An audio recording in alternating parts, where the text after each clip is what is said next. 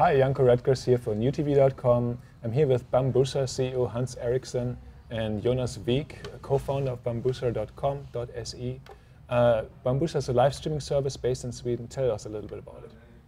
Well, it's about real-time mobile broadcasting. That's our prime focus. We have a browser solution as well, but we believe we have world-leading technology when it comes to the mobile, and we're supporting the Symbian Android, the iPhone, Windows Mobile, approximately 220 handsets, and it's we're running a company that's growing healthy at the moment, and we're here in the US now to build up our network and try to create some partnerships and get some beauty stories out there and get more people to use it.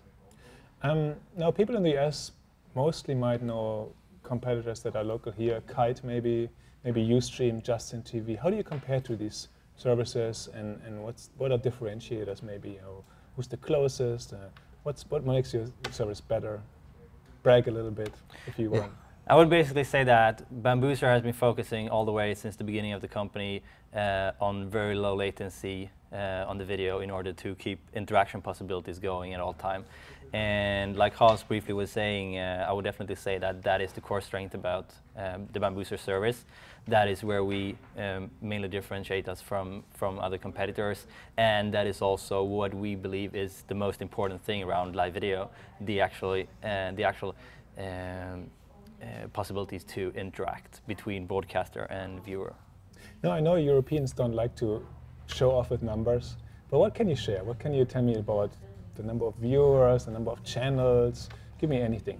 Yeah, well, if you look at the number of registered users, we're in healthy six-figure numbers and growing, and that's pretty much what we want to share right now. No one else is sharing much numbers, so we're not very eager to do that either, afraid. All right. Well, I guess we have to wait a little longer then. Yeah. Now, personal story, I first stumbled across your site when actually the Pirate Bay trial was going on last year, because they were using Bambuser for all their press conferences and all that stuff. Did that give you guys a big boost in traffic? Was there a lot of international traffic coming on after that, or how did that play out? Yeah, it was, I mean, of course it was a huge thing for Bambuser. Also, one of the ideas around Bambuser has been to democratize a medium that, previously was only for very few selected big companies. To be able to do live video streaming was only for BBC, CNN, and those kind of companies. What we've been wanting to do is to give this opportunity to more or less anyone. And that was something that the Pirate Bay guys really showed the essence of. And we really saw a peak, of course, in traffic, in views, and we also experienced a steady flow of users from all over the world coming after that. Now, Hans, when we talked before, I had the assumption that most of Bambuser users would be Swedish, but that's not the case, right? Can you tell me a bit about that? No, our single biggest country in terms of users in absolute numbers is the US, followed by the Nordic territories, and then equal distribution between UK, Germany, France, Italy, Spain, Turkey, and quite a few users in India too, actually. And is there a lot of competition in the European market when it comes to live streaming?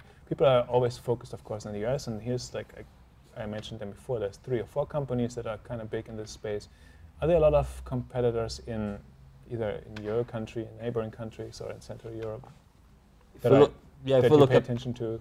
Yeah, if you look at mobile broadcasting, I would say all our competition is here, especially in this area. It's not really much going on within that sector in Europe, actually. So this is the area where that is happening, apart from up in Sweden and Finland. Now, one of the issues that has been kind of plaguing the sites here is the whole copyright situation. Justin TV was early on accused of having a lot of the sports broadcasting, and so they started to implement some filtering and fingerprinting and all this kind of stuff. How do you guys deal with these issues? Yeah, we've been fairly lucky so far, not having too much problem with it. It happens, of course. We're monitoring the site 24/7. We're still a small company. We're only 11 people, and don't have that massive usage yet, but of course we're going to have to look at integrated software that can monitor what's going on. It doesn't matter if it's copyrighted material, if it's abusive or sexual content. We don't want that on Bambuser. And what's good with the social media scene today is that it's very self-regulating. When anyone sees anything, they report it immediately. So it's self-sanitating at a large extent, and that is really, really helpful, and it's encouraging.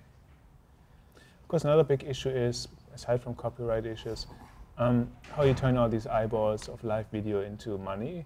So monetization, what are you guys doing already? What are you thinking? What will be what's coming up? Yeah, we have pretty clear ideas of how we're going to monetize the service, and we're in quite an early phase, and we know we're going to have to monetize it, even though we're building the company, building the user base. And our first track really is a business model where we signed our first major deal here in January with Yle, which is the public Finnish broadcaster, the Finnish equivalent to BBC.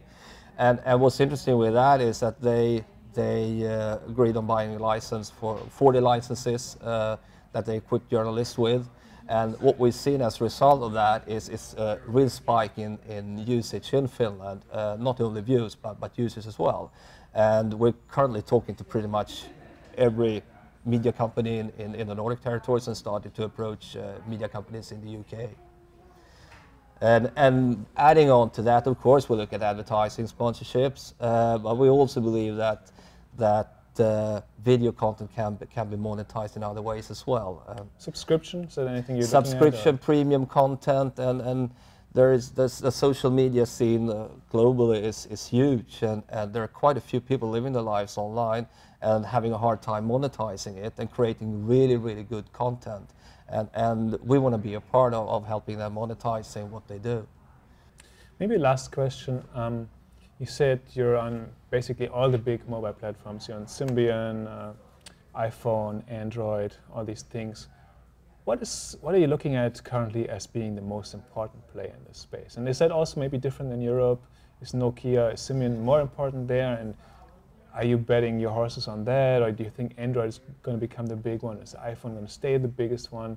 How do you see this play out? And in terms of maybe the installs that you see already, or maybe the interest from companies working together with you, what are some of the indicators that you can give us there?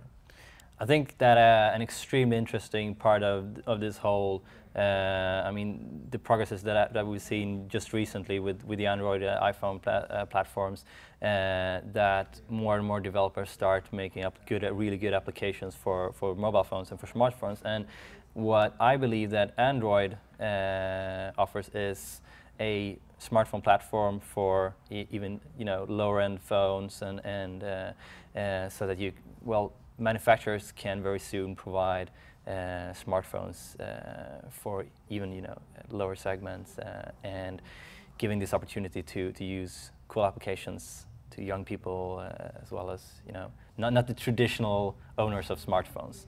And that is really exciting, of course. And we just love the Android platform. It's awesome to develop for, and of course also we see great opportunities with the iPhone and new Nokia initiatives with MeeGo together with Intel as well. Anything to add to that? Not really. I think he said pretty much what it's all about. But I think it's about developing the product constantly and coming up with new things that's exciting for the users. And right now you can broadcast from the mobile to the web, and we're looking at other options of consuming Bambuser videos and not having to download applications to do that. Sharing is something we constantly look at and develop, and we have a really neat integration with Facebook, where you can post your Bambuser videos directly on your wall, and your friends can interact with you from Facebook. And those are the things we currently focus in, and creating partnerships in order to get a better distribution where all the creative and content generating people are. All right. Well, thank you much for stopping by. Thank you, Janko, for having us. Thank you. Thanks.